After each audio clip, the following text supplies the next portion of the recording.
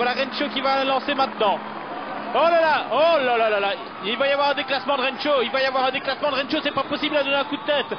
Cavendish va aller gagner, mais le déclassement de Rencho, ça, franchement, le coup de tête, oh, le sprint qui est irrégulier, Cavendish qui va aller chercher sa victoire d'étape, Petaki qui sera sans doute deuxième et Farrar troisième, mais il y a eu quand même, c'est Roras pour l'équipe Caisse d'Épingle qui est quatrième, victoire de Cavendish, mais le geste de Rencho. Petaki qui va prendre le maillot vert.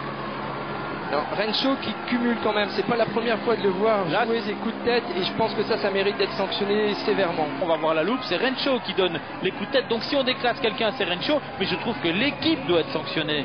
Oui, l'équipe HTC. L'état d'esprit qui règne dans cette équipe est quand même malsain. Moi je suis désolé, je suis admiratif devant cette victoire de Cavendish, mais par rapport à tout ce qui s'est passé depuis un certain temps autour de Cavendish, c'est pas logique de voir ce genre de choses. Si tous les coureurs, regardez, on va peut-être regarder ça.